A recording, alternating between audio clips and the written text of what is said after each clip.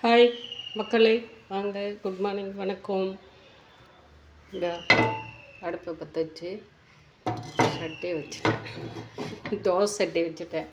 இன்றைக்கி சமையல் வந்து நம்ம செடியில் விட்ட கீரை, ஒரு 5 வகை கீரைங்க.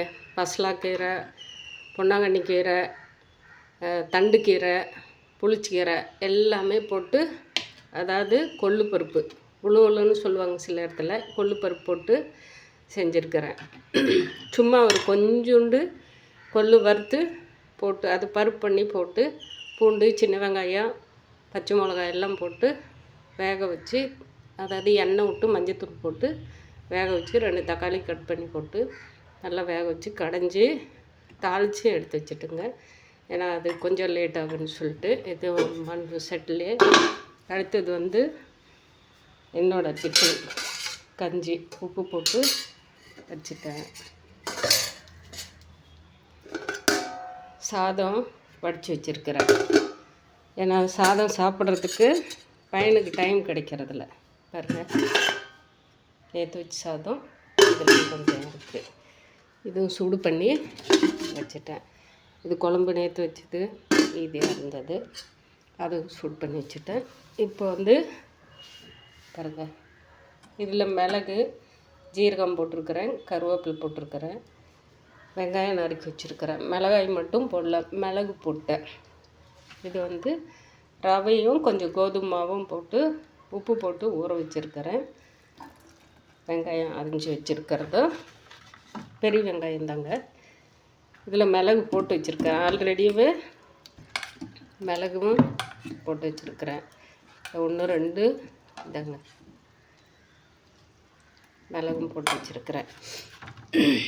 ரவை ஒரு ஒரு 100 கிராம் ரவை, 1 கப்பு கோதுமை மாவு, உப்பும் போட்டு விட்டேன். எல்லாம் போட்டு ஆல்ரெடியே ஊற வச்சுருக்கிறேன். இது கொஞ்சம் நேற்று வந்து சப்பாத்தி போட்டேன், சாப்பாடு வச்சு அந்த குழம்பு வச்சுருந்தேன். இன்றைக்கி மாவு தோசை இட்லின்னு சொல்கிறதுனால இன்றைக்கி கொஞ்சம் ரவை தோசை ஊற்றிக்கலாம் அப்படின்னு கரைச்சி வச்சுருக்கேன். கொஞ்சம் இன்னும் கொஞ்சம் தண்ணி ஊற்றிக்கலாங்க. இப்போ வந்து சட்னி கொஞ்சோண்டு வேர்க்கடலை, தேங்காய் ஒரு 10, கருவேப்பிலை, 2 வரமிளகாய், பூண்டு போட்டு அரைச்சி வச்சுருக்கிறேன். அதை தாளிச்சிக்கலாம். இதுக்கு வந்து சட்னிங்க. சாப்பாட்டுக்கு அது கருணக்கிழங்கு இருக்குது, உருளைக்கிழங்கு இருக்குது, பொரியல் பண்ணோன்னா பண்ணிக்கலாம். 2மே இருக்குது, உருளைக்கிழங்கு இருக்குது, கருணக்கிழங்கு இருக்குது. அடுத்தது கோவக்காயும் இருக்குங்க, செய்யலாம், சாப்பிட்ணும்.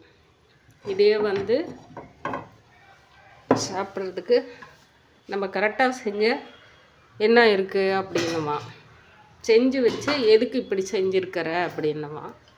அதனால் எதுவுமே வந்து நம்ம எப்படி செயல்படுறதுன்னு தெரியாமல் இந்த பசங்கிட்ட போராடிட்டு இருக்கிறதா இருக்குது. கீரைக்கு வந்து பெருங்காயம் போட்டுக்கிட்டேன். இப்போ நம்ம இதுக்கும் கொஞ்சம் பெருங்காயம் போட்டுக்கலாம். ரவை தோசைக்கு பெருங்காயம் போட்டுக்கலாம், சட்னிக்கும் தேவை இருந்தால் போட்டுக்கலாம். இதெல்லாமே வந்து நம்மளோட பெருங்காயம் போடுறது நம்ம ஆப்ஷன் தாங்க எல்லாத்துலேயுமே. இன்றைக்கி டிஃபன் இது தான். வாங்க வீடியோக்குள்ளே சாப்பிட்லாம். நீங்களும் இந்த மாதிரி சமையல், ஏன்னா ஒவ்வொன்றா நம்ம எடுத்து செஞ்சிட்ருக்கிற நேரம் கொஞ்சம் லேட் ஆகிடுது அப்படின்னு சொல்லிட்டு தான் இன்றைக்கி வந்து எல்லாம் ரெடி பண்ணுறத நான் வந்து பொருளைங்க செஞ்சு வச்சுட்டு வீடியோ எடுத்துட்டேன். கொஞ்சம் சாரி.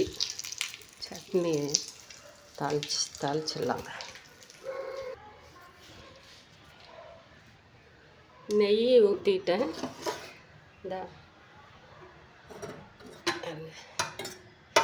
எண்ணெயில் ஊற்றி வச்சுட்டேங்க. கொஞ்சம் லைட்டாக ரொம்ப கல்லில் ஆல்ரெடியாக இது இது தாளிச்சது இருக்குது. வந்து தோசையை ஊற்றிக்கலாம்.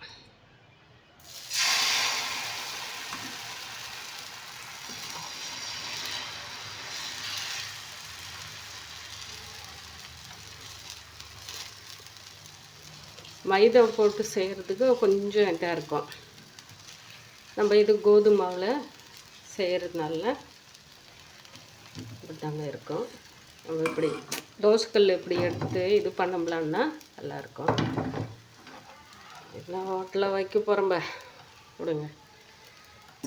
டெய்லியும் வந்து இட்லி தோசை சப்பாத்தின்றதுனால கொஞ்சம் சலுப்பாக இருக்குதுன்னு இன்றைக்கி ரவையும் கோதுமாவும் கரைச்சி ஒரு தோசை, சட்னி தாளிச்சிட்டுங்க, அவ்வளோதான்.